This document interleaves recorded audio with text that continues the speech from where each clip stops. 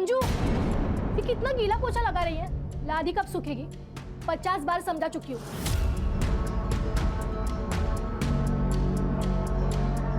लेकिन तेरे दिमाग में ना कुछ घुसता ही नहीं है।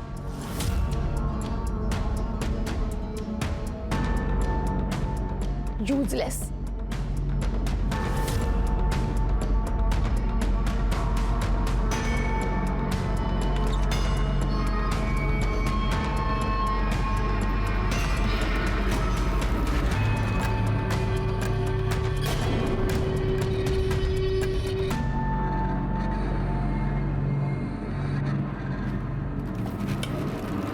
क्या देख रही है? हर जगह पे नजर रहती है ना तेरी।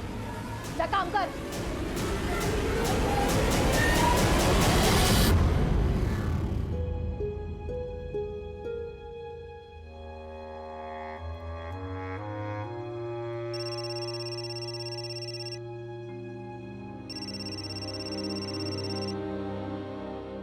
किशोर, ताई का फोन है। कैसी है बेटा? मैं ठीक हूँ आई। पैसे मिल गए थे ना? एकदम सही समय पर।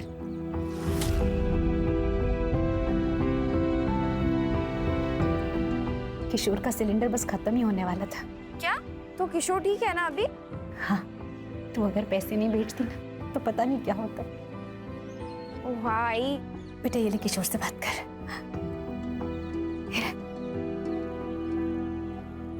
ताई, अब मुझसे मिले कब आओगे?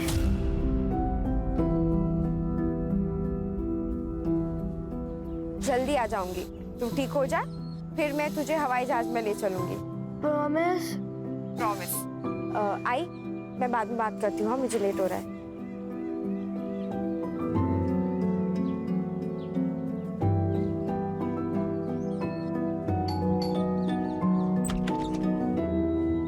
टाइम मिला तुझे वापस आने का?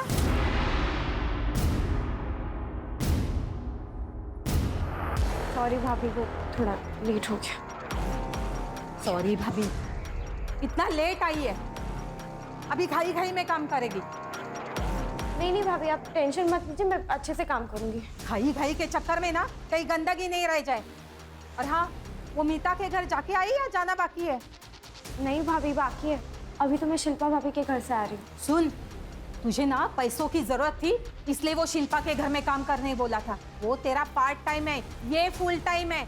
लेकिन तुझे मेरे घर के काम की और मीता के घर के काम की बिल्कुल चिंता नहीं है। बेटा ये घाई घाई में काम करती है।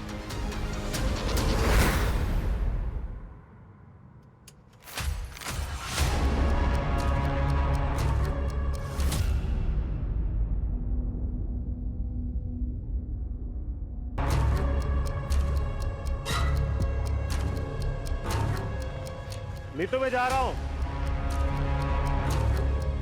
आई, मैं जा रही हूँ। मंजू, चॉकलेट तेरे लिए, बाद में खा लेना, ठीक है? लेना, और आई को बोलना मत।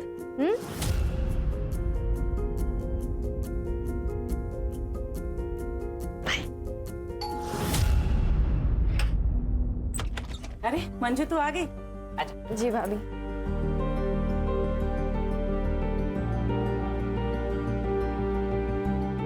और नाश्ता किया मंजू तूने? नहीं भाभी।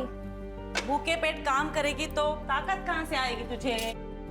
चलो, मैंने पोहे बनाए, जल्दी जल्दी पोहे खा लो। अरे नहीं भाभी, रहने दीजिए, वैसे भी आज बहुत काम है। अरे खा लो। नहीं भाभी, मैं कह रही हूँ ना। चलो रख दो वो काम वहाँ पे। अरे नहीं भाभी, तू बैठ जा। अभी झाड़ू फिर भाभी के नहीं, घर बाद में करते हैं ना काम। तू बैठ जा, बैठ जा। चलो पोहे खा ले, ठीक है? मैं आती हूँ।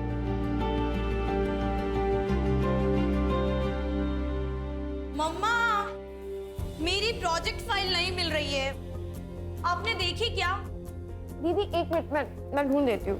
You eat, sweetheart. I'll find it.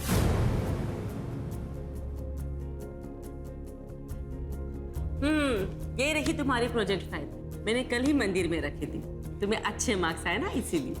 मम्मा, आपका ही अंधविश्वास भी ना। आर्या, Yes? बेटा ready? Yes, yes. Come on, I will drop you to your college. Okay.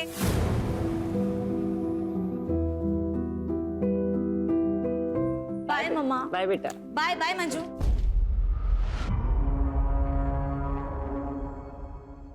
तू चिकन क्यों ले रही है? वो मैं जब बना रही थी तो आपने इसे साइड में रखा था तो मुझे लगा मेरे लिए होगा। तू कोई महारानी है क्या कि तेरे लिए मैं अलग से निकाल के रखूंगी? ये हमारे कुत्ते के लिए। तेरा खाना इधर है, ये ले, गरम कर ले इसे। ये छोले तो मैंने पिछले हफ्ते बनाए थे ना, तो क्या हुआ? खाना फेंक दूं? खा ले चुपचाप। एक हफ्ते का पुराना खाना और तुमने खा लिया मंजू?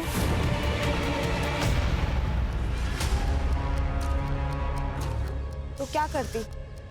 भूख लगी थी तो खा लिया। ये लोग ना बाइयों के साथ ऐसे ही बर्ताव करते। नीता भाभी, देविका, आर्या, नवीन सर, ये सब बच्चे, लेकिन बाकी सब तो हैवान है, हैवान।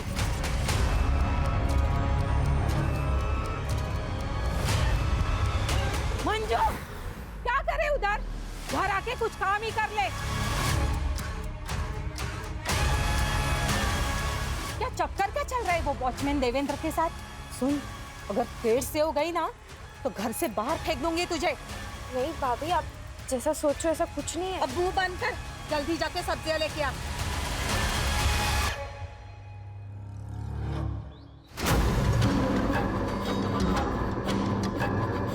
देखो दत्तू, तुम मेरा रास्ता छोड़ दो, ठीक है? ए, ज्यादा नाटक मत कर। अभी धाड़ियों में लेके जाऊंगा और अपनी मनमानी करूंगा, समझी क्या?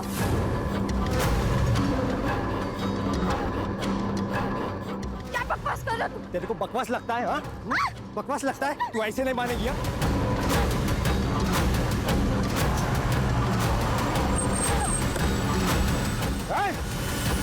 छोड़ दे।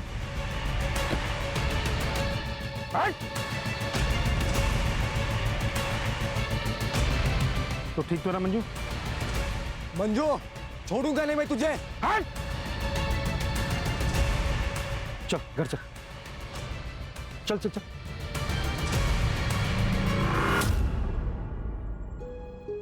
मंजू, मंजू ऐसे मत रो, हिम्मत से काम लो। अच्छा हुआ बाई चांस नवीन वहाँ पे पहुँच गए थे, वरना पता नहीं वो गुंडा उसके साथ क्या करता। इतनी सारी मेड्स है जो काम करने बाहर जाती है, उन्हें तो कोई नहीं छेड़ता। सारे आशिक इसके ही पीछे लगे पड़े। तूने उकसाया होगा ना उसे? यार बस करो ना। बस सारी गलती मेरी ही दिखती तुम्हें। मंजू, एक काम कर, तू उठ, अंदर जाके आराम कर। हाँ, आराम कर जाके, सारे काम मैं करने बैठी हूँ इधर।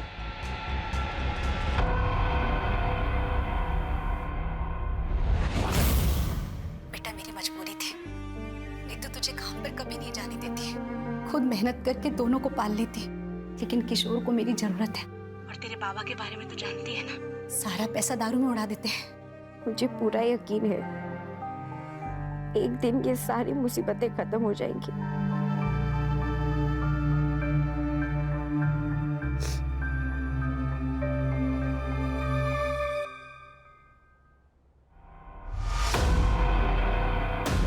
तूने अभी बेडरूम साफ किया ना? हाँ दीदी, मैंने अच्छे से साफ किया है। हाँ, और कबर्ड भी। तेरी नजर थी ना पैसों पे, पूरे 5000 रुपए गायब हुए। कहाँ पे गए पैसे? नहीं दीदी, मुझे इस बारे में कुछ नहीं पता है। पैसे कहाँ पे? बता मुझे नहीं दीदी पता। दीदी दीदी आराम से पहले आप शांत हो जाइए। मैं क्या कह रहा हूँ, आप एक बार फिर से चेक कर लीजिए, क्योंकि मुझे नहीं लगता कि मंजू ने ऐसा कुछ किया होगा। नहीं सत्यम, मुझे पूरा यकीन है कि ये इसी का किया धरा है। नहीं दीदी, मुझे सच में नहीं पता। नहीं पता? तुम्हारी पर्स कहाँ पे? एक मिनट भैया, मैंने सच में नहीं लिए पैसे। अभी पता चल दीदी, मैंने नहीं लिए। मैंने ये क्या है? सत्यम, पुलिस को फोन लगाओ। दीदी, पुलिस नहीं, माफ कर दीजिए दीदी, मुझे पैसों की जरूरत, मैं चोर रही हूँ। ये सब नौटंकी ना मेरे सामने नहीं चलेगी, समझी? दीदी मैं क्या कह रहा हूँ, वैसे भी पहली बार गलती की है इसने, तो मैं सोच रहा हूँ कि इसे इस बार वार्निंग देकर छोड़ देते हैं। लेकिन ये पहली और आखिरी वार्निंग है। आइंदा से ऐसे कुछ किया ना तो सीधा जेल भेज दूंगी।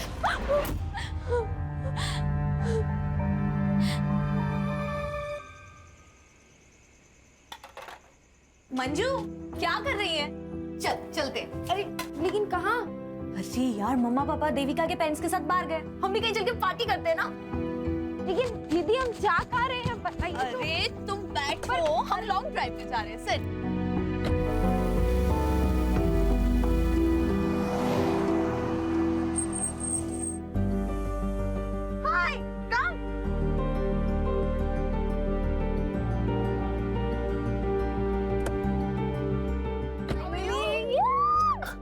कैसी है? I'm good. अरे इसे भी ले आई? हाँ यार, चलो फिर मजा आने वाला है। चले मंजू, चलो।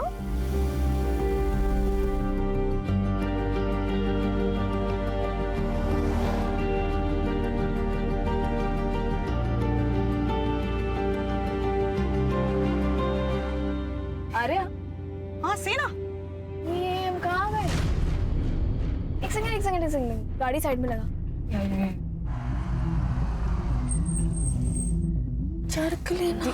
दीदी मंजू सुनो, तुम यहाँ पे वेट करो, हम लोग बाहर देख कर आते हैं, ठीक है? लेकिन हाँ, हम लोग आ रहे हैं। हाँ? वेट करना।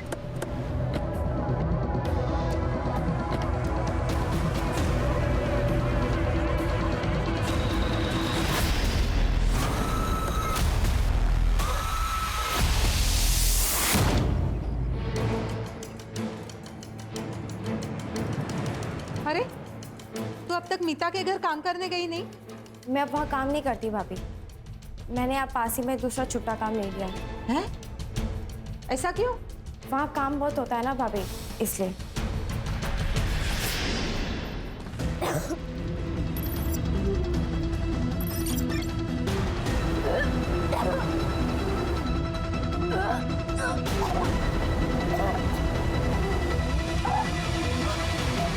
किसका पाप है तेरे पेट में? किसका पाप है?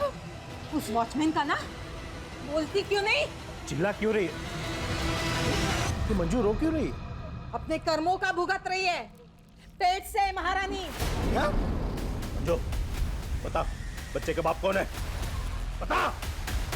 ना बताना ना बताए, वैसे भी हम कौन सा इस पाप को अपने घर पालेंगे। सामान बांध और निकल मेरे घर से। चल भाभी, निकल भाभी।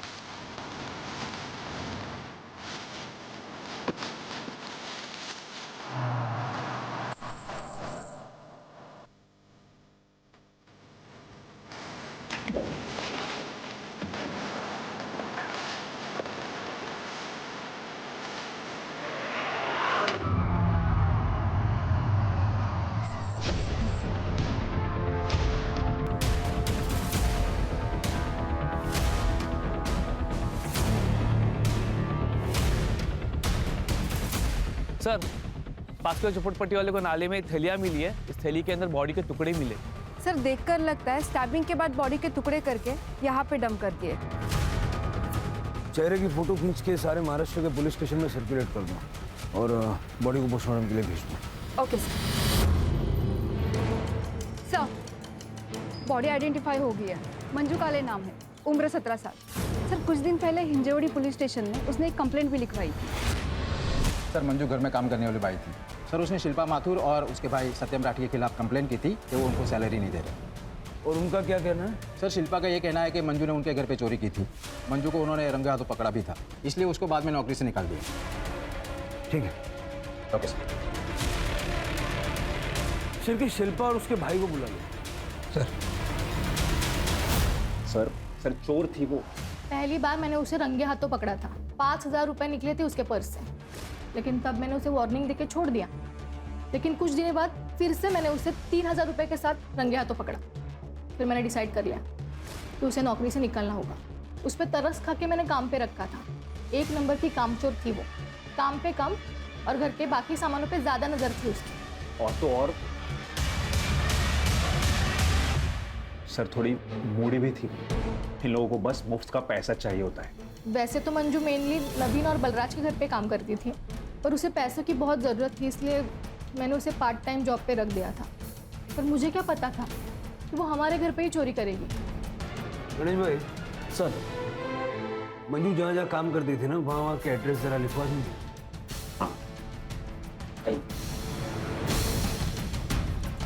ये भाई बहन की डिटेल्ड बैक स्टोरी निकालो। सर, मंजू की postmortem report. Sir, postmortem report के हिसाब से मंजू की मौत 15 नवंबर की रात को 9 बजे से लेकर 12 बजे के बीच में हुई थी। और सर, मौत का कारण है पेट में मल्टीपल स्टैबिंग। सर, उसके बाद में उसके शरीर के टुकड़े किए गए, कुल्हाड़ी या किसी ऐसे चीज़ का इस्तेमाल किया गया है। और सर, मर्डर के समय वो 6 वीक प्रेग्नेंट थी। मंजू के माँ बाप को बुला के उसकी पहचान करवाओ और ये जहाँ जहाँ वो काम करती थी उसे जाके मिलते हैं। ठीक है सर। हमें नहीं पता पिछले 1 महीने में उसके साथ क्या चल रहा था। हाँ सर, हमारे यहाँ पे उसने काम करना बंद कर दिया था। और वो नीतू, उसके पास तो वो काम करती थी। नीतू हमारे यहीं पे बगल में रहती है सर।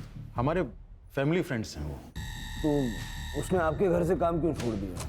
पता नहीं सर, हम तो उसके साथ बहुत अच्छे से व्यवहार करते थे। इनफैक्ट मैंने उससे कारण भी पूछा, पर उसने कुछ भी नहीं बताया। आपको पता था मंजू प्रेग्नेंट थी? नहीं सर, मुझे तो पता ही नहीं था। मुझे तो तब पता चला जब नीतू ने उसको काम से निकाला। प्रेग्नेंट थी वो, और बता भी नहीं रही थी कि बच्चा किसका है। हमारे घर में जवान बेटी है, उस पर क्या असर पड़ता, इसलिए मुझे उसे काम से निकालना पड़ा। मंजू ने आपको बताया था वो कहाँ जा रही है? अपने गांव अम्बे गांव जाने वाली थी वो, अब 1 हफ्ते पहले, है ना? हाँ। आपको पता मंजू का रिलेशन किसके साथ था? मेरा मतलब है उसके बच्चे का बाप कौन होगा? मुझे पक्का यकीन है वो हमारा वॉचमैन ही है। देवेंद्र नाम था उसका। घंटों बातें करते रहते थे वो। एक दिन तो मैंने देखा था मंजू के गले में हाथ डाल के खड़ा था वो। मंजू, अंदर आ जा, क्या करे उधर? हमारा शक तो तब गहरा हुआ जब मंजू के जाने के अगले दिन ही देवेंद्र ने भी काम पे आना बंद कर दिया। उसने सोसाइटी के सेक्रेटरी को बताया कि उसे कहीं और जॉब मिल गई है। मंजू की किसी के साथ कोई दुश्मनी, लड़ाई झगड़ा ऐसा कुछ था? नहीं सर, उसकी तो किसी से भी कोई बातचीत नहीं थी। वो तो अपने आप में ही रहती थी। ये वॉचमैन का क्या नाम बताया आपने? देवेंद्र यादव। उसका नंबर दे दीजिए। सर, देवेंद्र यादव ने बताया कि वो सातारा में जॉब करता है। उसने कहा कि कल वो थाने आ जाएगा। और सर, ये शिल्पा के भाई सत्यम को जुए खिलाता है। इसने बहुत सारे लोगों से पैसे भी उधार ले रखे। इतना ही नहीं, इसने बहुत सारे लोगों से मारपीट भी की है। मतलब हो सकता है कि पैसों का जोल सत्यम ने किया और इल्जाम मंजू पे डाल दिया। लेके आओ इस सत्यम को। तो तूने शिल्पा से पैसे नहीं चुराया? सर वो मैंने कहा ना सर, मैंने कोई पैसे नहीं लिए सर। चोरी तो मंजू ने की थी सर। तो फिर मटके वालों को 10,000 कहाँ से दिए? कहाँ से दिया 10,000?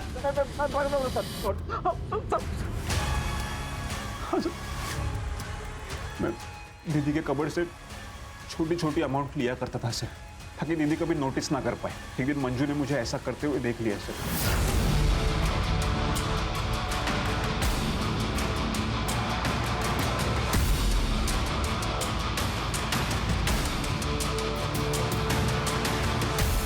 अगर दीदी को कुछ भी बताने की कोशिश भी की ना तो छाट से मार दूंगा। वो मटके वाले लोग मेरे पीछे पड़े थे सर कि मुझे उनके पैसे देने थे। इसलिए सर एक दिन मैंने सीधे 5,000 रुपए निकाल लिए और फिर दीदी को शक हो गया ना, इसलिए मैंने वो पैसे फिर से मंजू की पर्स में रख दिए और फिर दीदी को मंजू की पर्स से वो पैसे मिल गए सर। फिर भी मैंने दीदी से कहा था सर मंजू को एक और मौका देने के लिए। बोला बनता है। इसका डीएनए सैंपल लो और शहर से बाहर जाना नहीं, अच्छे बच्चे की तरह घर में रहना। चल इसका सीडीआर और लोकेशन निकल लो। देखो 15 नवंबर की रात को। सर, मंजू के घर वाले आए, उन्होंने बॉडी आइडेंटिफाई कर ली। मंजू हमारी पहली और आखिरी उम्मीद थी साहब, तो वो भी चली गई। हमारी बच्ची कभी घर पहुंची ही नहीं। आपको पता है आपकी बेटी 6 वीक से प्रेग्नेंट थी? या उस बच्चे का बाप कौन था? क्योंकि नवीन और बलराज की फैमिली का कहना है कि मंजू को भी नहीं पता था कि उस बच्चे का बाप कौन था। झूठे है सबके सब। मंजू को मालूम था। तभी तो उसे सुनसान जगह ले जाकर तमंचा दिखाकर उसका बलात्कार करवाया गया। मेरी बच्ची की जिंदगी को बर्बाद कर दिया। आपको यकीन है कि ऐसा ही हुआ था? कैसी बात कर रहे हैं साहब? आप खुद भी सोचिए ना साहब, कोई भी माँ बाप अपनी बच्ची के बारे में जानबूझकर ऐसी बात करेगा? साहब, हम दोनों वहां बात करने भी गए थे उनसे, जब मंजू ने हमें बताया। बहुत हो गया, झूठा इल्जाम मत लगाना हमारे ऊपर। और हमारी बच्ची झूठ क्यों बोलेगी? हम लोग का साथ देने के बजाय तुम लोग हमें झूठा बोलते हो। लेकिन हम ऐसा क्यों करेंगे? Rape on gun point? Manju झूठ मत बोल, टेल देम ट्रूथ। कर सकते ये दोनों ने मेरे साथ गलत कर दिया। अरे किया होगा तभी तो बोल रही है ना। उन दोनों लड़कियों ने अपनी गलती मानने से इनकार कर दिया और उनके घर वालों ने मामले को रफा दफा करने के लिए मंजू को हर महीने 25,000 देने का वादा किया। आई बाबा, मुझे घर ले चलो ना, मुझे यहाँ काम नहीं करना है। हम जाके पुलिस कंप्लेन कर देते हैं ना। तूने सुना नहीं क्या कहा उन्होंने? 25,000 रुपए महीना। किशोर को ठीक करना है या नहीं? बेटा, बाबा एकदम ठीक कह रहे हैं।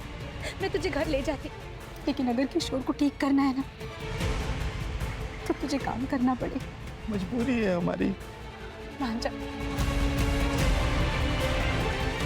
वो आखिरी बार था जब मैंने अपनी बच्ची को गले से लगाया और दत्तू तो उसे पहले से ही परेशान कर रहा था।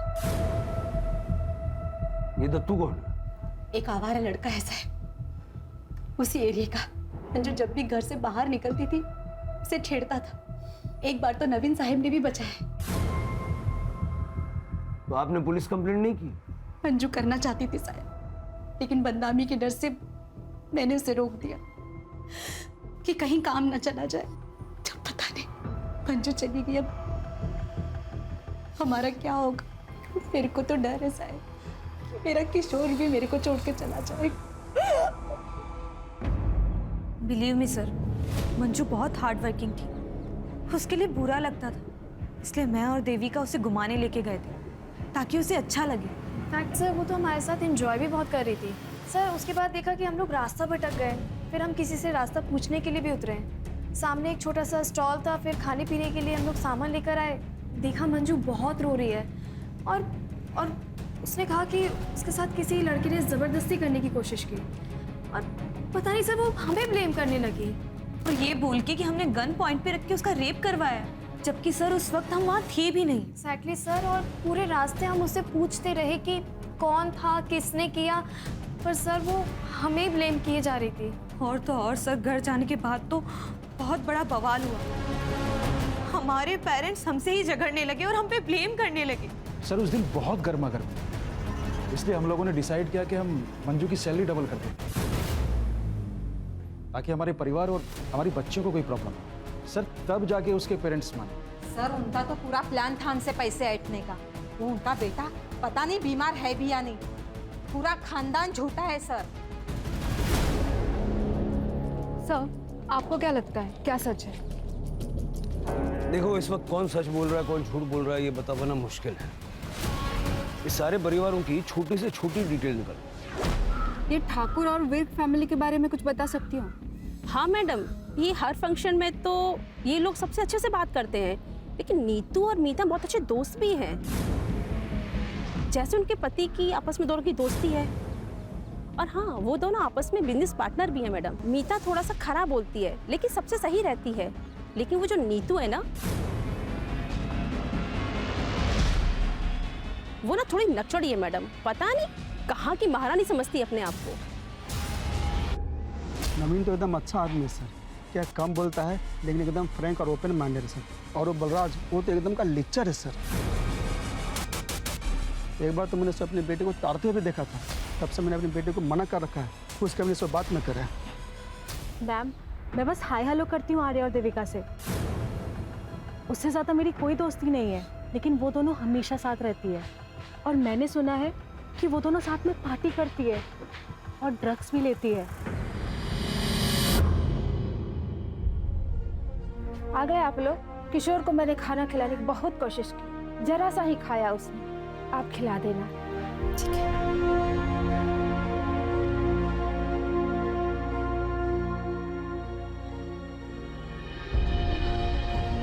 आई बाबा, अब टाइम वापस कभी नहीं आएगी ना? आई तुम रो क्यों रहे हो? ताई नहीं आएगी? ताई तेरी याद आ रही है। आई मिस यू ताई। हो सकता है ये दोनों फैमिली झूठ बोल रहे हैं। इनको पता है कि मंजू का रेप किसने किया, या फिर ये दोनों लड़कियां झूठ बोल रही हैं और इनका परिवार इनकी मासूमियत पे भरोसा कर रहा है। सर ऐसा भी हो सकता है कि सावित्री और गंगू झूठ बोल रहे हैं। हो सकता है कि इन लोगों ने ब्लैकमेल करके अच्छा पैसा बनाने की सोची, या फिर मंजू उतनी सीधी थी ही नहीं, इसलिए ये दत्तू टाइप के लड़के उसके पीछे पड़े रहते। बहुत कंफ्यूजिंग है सर। दत्तू मिला क्या? सर अभी तक नहीं। वो और उसकी बहन योगिता दोनों अंडरग्राउंड है। सर पता चला है कि योगिता से पहले वो विर्क और ठाकुर फैमिली में काम करती थी, लेकिन सर बीमारी के कारण वो काफ़ी छुट्टियां ले रही थी, इसलिए उन्होंने योगिता को हटा के मंजू को परमानेंट काम पे रख लिया था। मतलब योगिता के पास भी मंजू से बदला लेने का मोटिव था। ये भाई बहन को जल्द से जल्द ढूंढो। सर, वॉचमैन यादव आ गया। ऐसा कुछ भी नहीं था साहब, आप भी उन लोगों की तरह गलत समझ रहे हो सर। वो मेरी बहन जैसी थी। बहन, मुंह बोली बहन, ये सब बहाने बहुत फालतू लगते हैं। बात समझ में आ रही है? सर कसम खा के कहता हूँ साहब, उसको मैं बहन मानता था। उसके जाते ही तूने जॉब क्यों छोड़ी? सातारा में अच्छी जॉब मिल गई थी और पेमेंट भी अच्छी थी, इसलिए मैंने वो जॉब छोड़ दी। और साहब ये तो इत्तेफाक था कि मंजू ने और मैंने साथ में जॉब छोड़ी। साहब जाते वक्त मंजू ने मुझे बाय भी नहीं किया। मंजू का मर्डर हो गया है और तुझे बाई की पड़ी है। हाँ? नीतू विर्क ने बताया कि मंजू की प्रेगनेंसी का जिम्मेदार तू है। क्या? अब ये मत बोलना कि तुझे पता नहीं था मंजू प्रेग्नेंट थी। नहीं साहब, मुझे पता था। नीतू मैम ने मुझसे बात की थी जब उनको पता चला कि मंजू प्रेग्नेंट थी। सच बता यादव, तूने ही मंजू को प्रेग्नेंट किया है ना? नहीं मैम साहब, वो मेरी बहन जैसी है, पर मुझे पता है वो किसकी वजह से प्रेग्नेंट है। किसकी वजह से?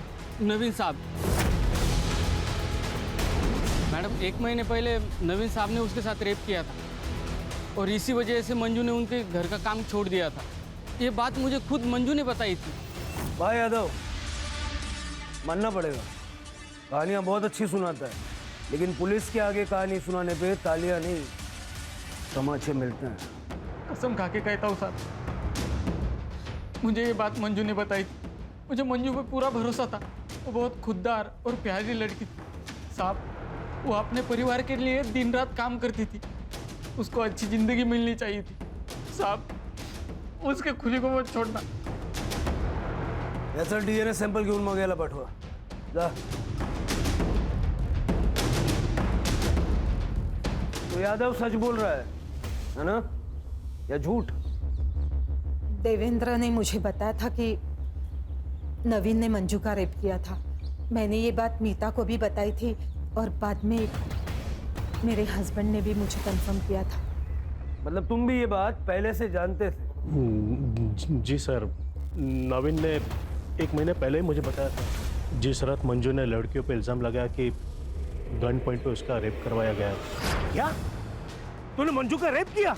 हाँ यार, कल रात को मैं लेट घर पहुंचा था और मैंने थोड़ी सी ड्रिंक भी कर रखी थी।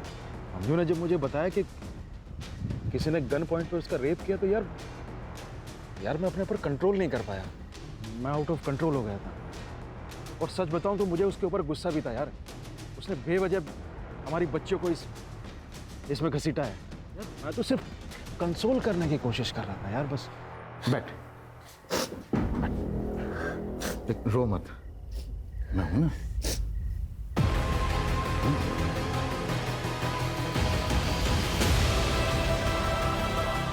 सर ये क्या कर रहे हैं आप? क्या?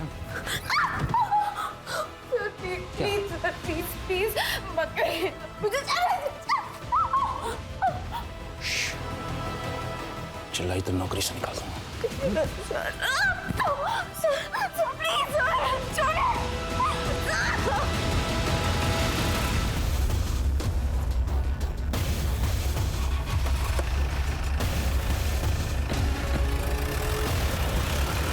पता है, किसी के चेहरे पे तो जाना ही नहीं चाहिए। किसे पता था कि नवीन एक रेपिस्ट होगा? सर, दत्तू और उसकी बहन योगिता मिल गए हैं। गांव में छुपे हुए थे, कांस्टेबल जादव लेकर आ रहे हैं। सर, सत्यम राठी की इस लोकेशन हिसाब से 15 नवंबर की रात को वो अपने घर पे ही था। और सर उसके डीएनए भी फीटस से मैच नहीं हुए हैं। ये यादव की डीएनए रिपोर्ट आई? सर वो अभी तक आए नहीं है और नवीन की डीएनए रिपोर्ट भी पेंडिंग है। फीटस का डीएनए से मैच होना बहुत इंपॉर्टेंट है नवीन से। हमें पता चला कि तुझे मंजू से प्रॉब्लम थी क्योंकि तेरे सारे काम वो ले रही थी और इसीलिए तूने उसका मर्डर कर दिया। नहीं, मैंने ऐसा कुछ नहीं किया। और तू हीरो, तूने मंजू का रेप किया ना? अपनी दीदी का रास्ता साफ करने के लिए उसका मर्डर कर दिया। बोल वरना। नहीं साहब, वो सब तो मैं ड्रामा कर रहा था उसको डराने के लिए। रेप किया, मैं तो उसको जिंदा जलाने के लिए बोलता था। तू मुझे जलाना चाहता है ना, मेरा रेप करना चाहता है ना, तो ठीक है, एक काम कर, तू ना मुझे मार ही दे, पर तू मुझसे एक वादा कर कि मेरे मरने के बाद तू मेरे भाई का, उसके इलाज का और मेरे आई बाबा के 2 वक्त की रोटी का इंतजाम करेगा। क्योंकि अगर मैं नहीं रही ना तो मेरे पीछे उनके देखभाल के लिए कोई नहीं है। बोल, करेगा तू ये सब? हाँ, मुझे मंजू से प्यार हो गया था। मैं 1-2 बार उसको मिलने के लिए गया था। मैं तुझे बहुत चाहता हूँ, शादी बनाएगी तू मेरे साथ? तुम मेरे बारे में कुछ जानते नहीं हो, तो फिर नहीं पता मेरे साथ क्या हुआ है। बहुत गलत हुआ है मेरे साथ। मुझे जानना भी नहीं है। वो जो उस दिन कार में जो हुआ था उसे भूल जा। क्या? तुम्हें कैसे पता कि उस दिन मेरे साथ? हाँ, ये जो मंजू ने इल्जाम लगाया था कि गन पॉइंट पे किसी ने उसका रेप किया, ये बात सच है? हाँ साहब, जिसने उसका रेप किया था वो ड्रग बेचता है। अच्छे से जानता है अपन उसको, दोस्त है मेरा। मैंने एक बार उसको मंजू के बारे में मेरे मन की फीलिंग्स को बताया था और उसको मैंने मंजू का फोटो भी दिखाया था। तब वो थोड़ा अलग ही बिहेव करने लगा। वो मेरे को बोला कि मैं मंजू के बारे में एक बार सोच लूं, क्योंकि उसको गन पॉइंट पे मंजू के साथ रेप करने के लिए फोर्स किया गया था। साहब, ये सुनकर मैं तो सदमे में चला गया। मैंने उसको पूछा, पर उसने नहीं बताया कि किसने उसको फोर्स किया। बोला कि वो कस्टमर था। कहाँ मिलेगा ये गोपी?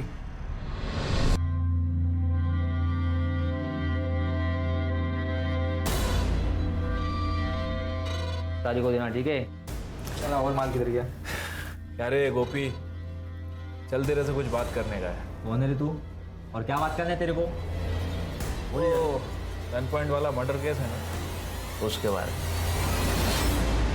साहब, आर्या और देविका सिर्फ लेस्बियन ही नहीं बल्कि एक नंबर की नशेड़ी भी थी। बहुत एडजस्ट किया उन दोनों के वास्ते। अमाउंट बहुत ज़्यादा हो गया था। मैंने बोला पहले का अमाउंट क्लियर करो, फिर माल मिलेगा। फिर साहब, वो लोग ने 1 महीने पहले एक सुनसान जगह पे बुलाए थे साहब।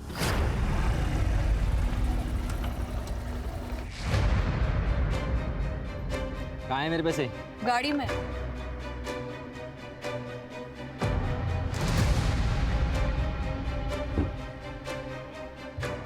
अबे ये क्या है? कहाँ है मेरे पैसे? अबे यही है तेरा पेमेंट, चल भरपूर ले। क्या कर रहे हो तुम लोग?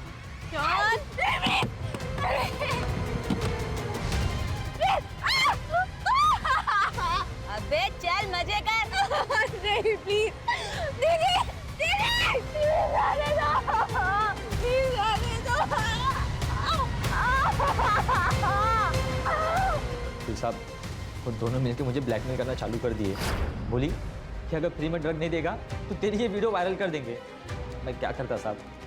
ये वीडियो देख लीजिए साहब, उन दोनों ने मुझे भेजा था। इसका डीएनए सैंपल लो। मैं 8 है। सर, मेरे को क्यों सर? Sir please sir. तो ये वीडियो सच है? तुम दोनों ने मिलके गोपी को फोर्स किया कि वो मंजू का रेप करे? जी मैम, हम ये वीडियो दिखा के फ्री में ड्रग्स लेंगे। और वो गन कहाँ से आई? सर वो गन नकली थी। हाँ सर, ये देखिए, हमने ऑनलाइन ऑर्डर की थी। ये देखिए, गन नकली थी सर।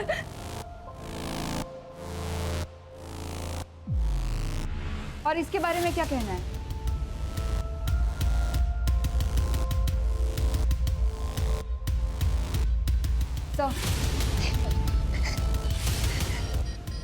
बच्चे क्या कर रहे हैं? कभी जानने की कोशिश की आपने? सारे माँ बाप को लगता है कि हमारे बच्चे बहुत अच्छे हैं, बहुत सीधे हैं, लेकिन बच्चों की हरकतों पर नजर रखने की जिम्मेदारी भी माँ बाप की होती है। जाऊन चला दोघींना. चलो.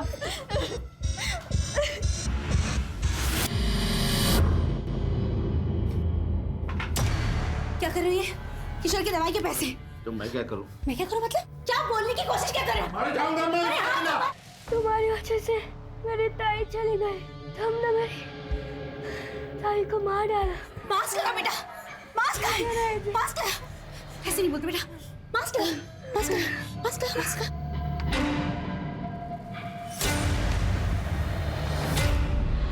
सर अभी तक जितने भी डीएनए सैंपल लिए किसी के भी सैंपल फीटस से मैच नहीं हो रहे. यादव, गोपी, दत्तू, यहाँ तक कि नवीन के भी सैंपल मैच नहीं हुए. तो बच्चा किसका था और मंजू को किसने और क्यों मारा? जिस तरह से आर्या और देविका का सैडिस्टिक नेचर है, ये दोनों भी मंजू को मार सकते हैं. लेकिन पड़ोसियों के मुताबिक जिस रात ये मर्डर हुआ, ये लोग देर रात तक पार्टी कर रहे थे. चल के हो सकता है कि कोई ऐसा है जिस पे अभी तक हमारा शक नहीं गया या जो हमारे सामने ही नहीं आया. सर, यादव का वीडियो कॉल आ रहा है. उठो. हाँ यादव. सर, काम से छुट्टी नहीं मिली सर, इसलिए मैं पुणे नहीं आ पाया. पर मुझे कुछ बहुत ज़रूरी चीज़ बतानी थी सर, जो मुझे मंजू ने बताई थी. वो कार में जो रेप हुआ था ना, उसके पहले वो कुछ दिन के लिए अपने गांव गई थी और वापस आने के बाद वो अपनी माँ से बात कर रही थी. तब मैंने सुना था. आई, तू आत्महत्या करने के बारे में सोच भी कैसे सकती है? अच्छा हुआ बाबा वहाँ समय पर आ गए और तुझे वो पेस्टिसाइड पीने से रोक लिया. तुझे पता भी है तेरे बाद किशोर का क्या होगा, कौन देखभाल करेगा उसकी. तू दोबारा ऐसा कदम नहीं उठाएगी. चल फोन ठेवते. मंजू, क्या हुआ? तेरी आई अपनी जान क्यों लेना चाहती है? क्योंकि मेरे साथ जो हुआ है, उन्हें ऐसा लगता है कि उन सबकी जिम्मेदार वो है. क्या हुआ है तेरे साथ? मंजू, अब घर चलेगी महारानी. तुम्हें अंदाजा है सावित्री ने अपने आप को खत्म करने की कोशिश क्यों की? नहीं सर, इस बारे में हमारे बीच में कोई बात नहीं हुई सर, और मैं भूल भी गया था सर. ठीक है, thanks Yadav. Yes sir. Ambegaon चलने की तैयारी करो सिर पे. सर. कंकु मेरा दूसरा पति है सर. 12 साल पहले नदी में डूबने की वजह से मंजू के बाबा की मौत हो गई थी. मंजू 5 साल की थी. 1 साल बाद मैंने कंगू से दूसरी शादी की, क्योंकि वो मंजू को अपनाने के लिए तैयार था. लेकिन एक नंबर का बेवड़ा निकला कमीना. दारू और सेक्स के अलावा उसे और कुछ सोचता ही नहीं. किशोर के बाद ऑपरेशन करा लिया क्योंकि मुझे दूसरा बच्चा नहीं चाहिए था. 1 महीने पहले मंजू हमसे मिलने आई थी. मैं बाजार गई थी कुछ सामान लेने. जब लौटी तो देखा मंजू. मंजू, मंजू. मैं उसे संभाल नहीं पाई और अगले दिन वो काम पे चली गई. अब पति के खिलाफ पुलिस में रिपोर्ट तो नहीं कर सकती थी ना. फिर मुझे लगा कि मैंने अपनी बच्ची को धोखा दिया, इसलिए मैं जीना नहीं चाहती थी. लेकिन गंगू ने मुझे बचा लिया.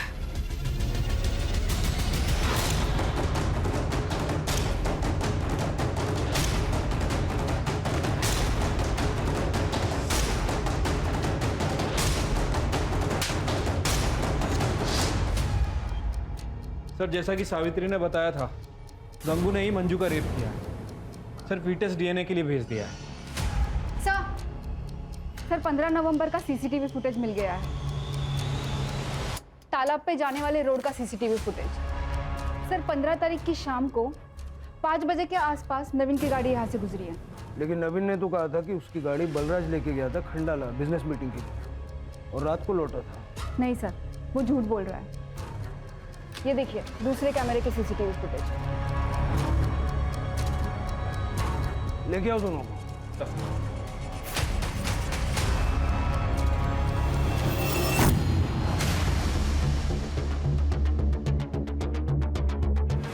हाँ सर, मैंने ही शंकर को सुपारी दी थी मंजू को मारने की.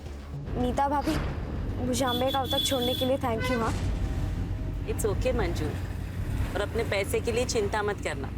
मैंने नीतू से बात की है, वो तुम्हें पैसे दे देगी.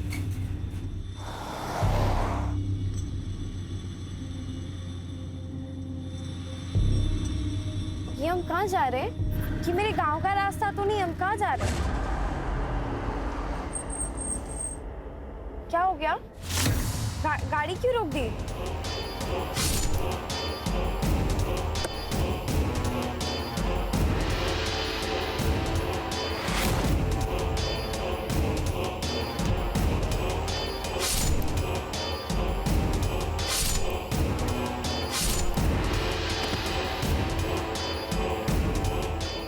सॉरी मंजू, तुम्हारा जीना मेरे लिए और मेरे परिवार के लिए खतरे से खाली नहीं है। सर, मुझे डर लग रहा था कि उसकी प्रेगनेंसी की बात कहीं बाहर ना आ जाए। शर्म नहीं आई? एक महिला होके तुमने अपने पति के घिनौने काम को छुपाने की कोशिश की, यहाँ तक कि मंजू का खून कर दिया। और वैसे तुम्हें बता दूं, मंजू के पेट में जो बच्चा था नवीन का नहीं था। लेके जाओ इनको। चलो चलो। Thank you. जब भी पुणे आओगे मिलना जरूर। ख्याल रखना। सर, गंगू का डीएनए फीटस से मैच हो गया है, जैसा कि देवेंद्र को प्रॉमिस किया था। मंजू को इंसाफ दिला दिया सर। सर, वो किशोर काले, मंजू का भाई, उसकी डेथ हो गई। सर, जब से हम अम्बे गांव से वापस आए तब से उसने ऑक्सीजन सप्लाई और दवाई लेने से मना कर दिया था। संभालो अपने आप को। सर, अगर ये सो कॉल्ड पढ़े लिखे लोग मंजू को जिंदा रहने देते तो कम से कम किशोर तो जिंदा होता। फिर कि हमारी सर्विस में इमोशन का कोई काम नहीं। वैसे तो काम ही नहीं कर पाएंगे। अब यही प्रार्थना करो कि वो दोनों भाई बहन जहाँ कहीं भी हों खुश हों।